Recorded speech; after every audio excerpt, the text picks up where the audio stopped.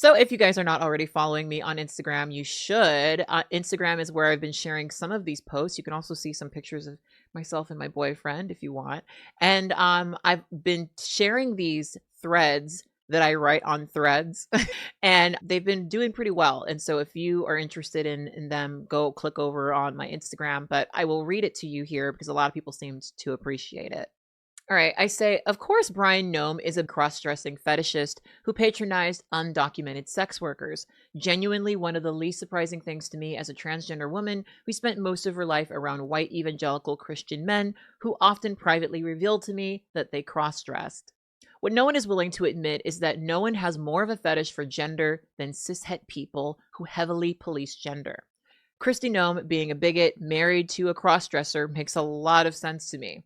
When you look at how she's changed over the years and the look that she's cultivated, this all becomes kind of obvious. Many of these MAGA men are closeted crossdressers. For many of these men, the most embarrassing but erotic thing they can be is a woman. In their mind, to be a woman is to be a sex object. To be feminine is to be embarrassing.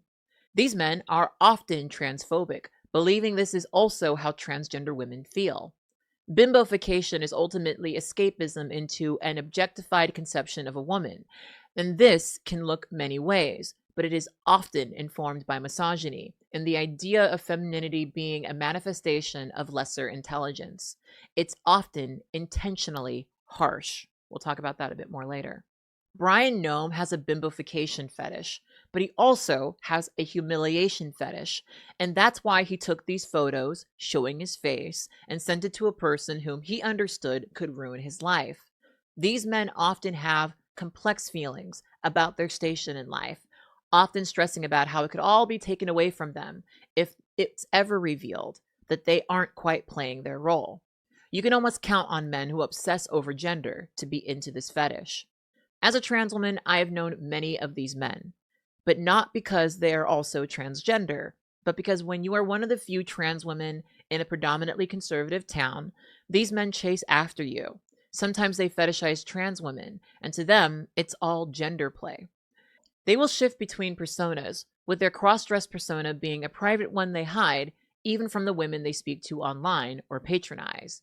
Many of these men believe that transgender women or sex workers are going to be more accepting of them than their wives. Sometimes they will hire trans sex workers explicitly to feminize them. These men will hide their secret from their wives, but they will also steal their clothing.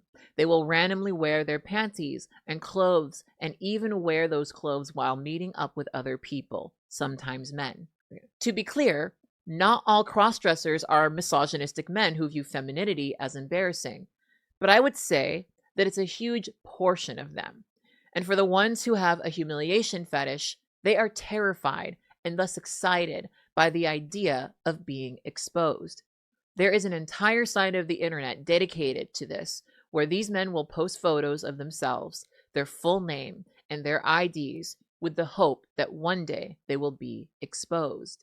Sex workers interact with these men constantly, and these men often rely on the idea of these sex workers being ostracized and unsupported. They know that they're going to be doubted when they go to authorities. He chose an undocumented sex worker for a reason. These men frequently leverage their position in society, and what many people do not understand is that this is incredibly common. These men pursued me the most when I was in conservative communities.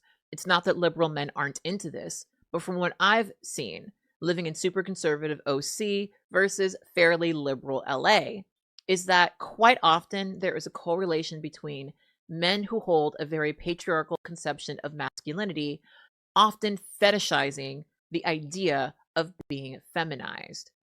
If not literally, in the context of other men being dominant over them in one way or another. See cuckoldry and BBC fetishism. I doubt Kristi was unaware. To be blunt, this is fairly commonplace. Wife discovers husband is a cross-dresser, but only after stumbling upon it. Only after it's a bit too late to say that the feelings and history are irrelevant. They have kids, 34 years of marriage and 3 kids. Her finding a side piece makes a lot of sense. She wanted a real man, and this was probably the agreement that they made so that he can continue seeing the women who are willing to fulfill his fetish, a compromise to stay together. This arrangement isn't uncommon, but it's not commonly discussed in public. Many wives, with reasons to hold on to the marriage and the societal privilege that comes with it, will turn a blind eye to their husband going to sex workers and often feel that that is a better path than them pursuing a romantic connection with another person. What's interesting to me about this, as a polyamorous trans woman with 3 boyfriends, some of whom share what I'm into and some of whom do not, is that these people want to stigmatize me and oppress me. They want for me to experience rejection and oppression because of who I am. It's hard not to clock that as jealousy. He can be into these things and she can have a boyfriend and a husband, but the hate is lucrative socially and politically. These people do not want to be free. Let's talk a bit about that.